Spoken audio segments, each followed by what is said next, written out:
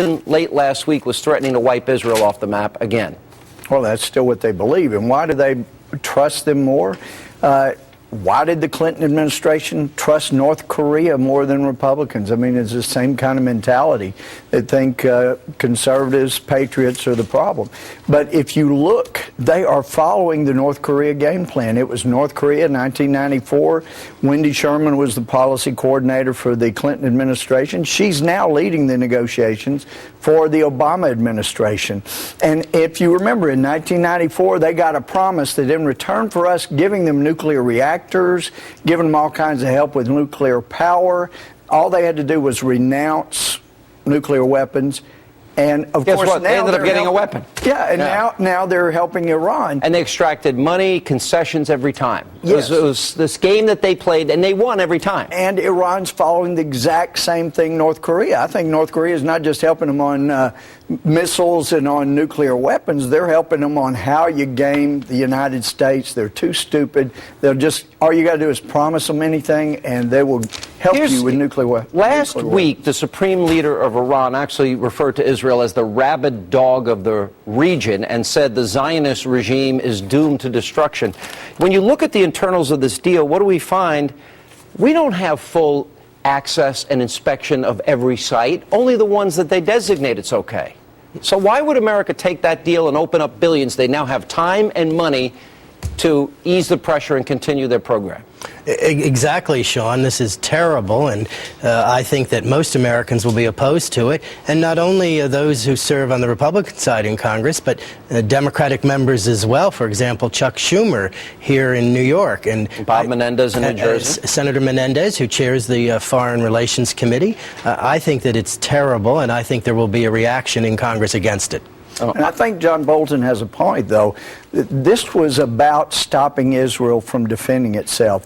If you go back to February of 2012, this administration, Leon Panetta, told the Washington Post they're going to attack April, May, or June. You don't do that to your friends. You don't betray a friend like that. At the end of March, when they were afraid they were going to attack anyway, then they released that they're going to use Azerbaijan. So Azerbaijan had to say, no, we won't allow this. We have stabbed them in the back repeatedly again this fall, and now this is the latest. So Israel's alone. Well, they're negotiating with France and Saudi Arabia. They sent a negotiator. Well, the Saudis were shocked by this. They took them by surprise. Now, does this start a nuclear arms race in the Middle East? Well, I can tell you, being in the Middle East back in September, we heard from some people, allies, who were saying, we keep watching you throw your allies under the bus, and we're wondering which one of us will be next. All right, let me give you three instances. One is, under President Obama, we gave the head of the Muslim Brotherhood, former head that became President Morsi, who referred to the Israelis as descendants of apes and pigs, we gave him F-16s, tanks, and billions of dollars. Now we have the supreme leader calling Israel they're doomed for destruction, the rabid dog of the region. And then we had President Obama surprise them, saying they ought to go back to 67 borders. If you're Bibi Netanyahu and you're Israel today, what are you thinking?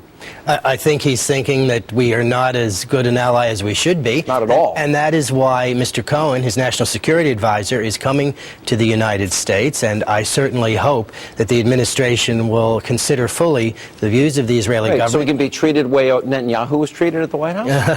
I hope that he'll be treated better. And certainly we in Congress want him to be treated better. And we in Congress, on a bipartisan capacity, support our friend Israel. All right, here's the next question. Is this, between what happened last week in the Senate, changing the rules that have been in place all those years, and is this a distraction because they want to talk about anything other than the failure of Obamacare? Well, I think they got a twofer here. First of all, you get to betray a friend you don't like, which is Israel. They repeatedly make that clear. Even though their words say, oh, yes, we're friends, their actions make very clear they're not. And then also, it is a distraction from the disaster that is and will be Obamacare. So, yeah, he gets a twofer here. All right, but it never ends because every week, every month, every year, cancellations, rate shock, and, of course, you don't get to keep your plans. So they can't distract from this. I think it might go beyond being a distraction. I just think it's fundamentally bad policy. Obamacare, fundamentally bad policy.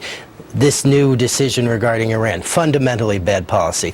And the change of the filibuster rule, fundamentally bad policy. And that, of course, will inure to our benefit when we gain control of the United States Senate in a year. Wow. All right, scary times. Guys, good to see you. Welcome, Thank you, Sean. welcome in studio.